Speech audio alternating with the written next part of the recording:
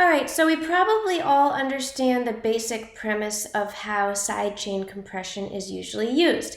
If we think about it in the traditional sense, we will have, let's say we have a kick drum playing on quarter notes, and we have synths also playing. We can sidechain the synths to the kick drum, which means every time the kick plays, the synths, we can think of them ducking out of the way so that the kick can get through, right? And we do that by sidechaining the synths to a kick. There's something that's also pretty cool that we can do, which is sidechaining to what's called a dummy kick.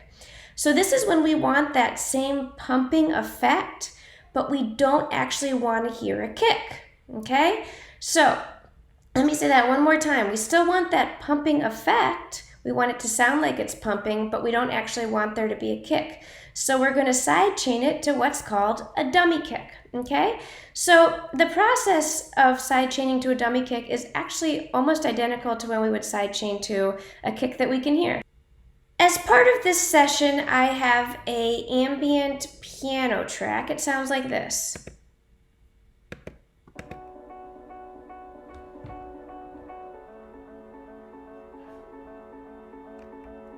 And although this might not be the genre we usually associate with that pumping sidechain compression, we can use sidechaining to a dummy kick to create a really cool effect. So here's what I did. On the track below it, I'm calling it dummy kick, and I just have a bunch of kicks, and these could actually be any sample. They don't have to be kicks because we're not going to hear them. I have a bunch of kicks copied and pasted on the quarter note. You guys can see my grid is set at quarter note. You guys could make the grid anything you want. I wanted the pumping to be on the quarter note. So I have a bunch of kicks. By the way, this could also be done in drum rack. The process is going to be the same. Now, I am going to click on my piano track. I'm going to put a compressor on there. And then I need to open up this compressor, turn on sidechain. Where it says audio from, I am going to choose dummy kick, okay? And now, if I press play, let's turn the kick on. So you guys can see the kick coming through, and I need to move the threshold down so that it's actually going to do some compressing.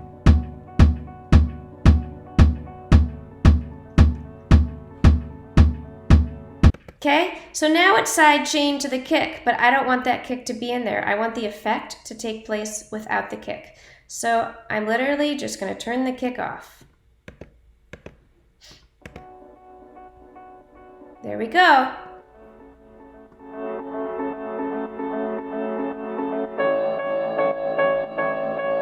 So I'm getting that pumping effect without the kick actually playing. That's why we call it a dummy effect. Now, if you're using it within your whole track, within your whole session, just make sure your dummy kick is turned off, okay? So it'll function as the source for our sidechain compression, but we won't have to hear it. Just keep it off, make sure it's great.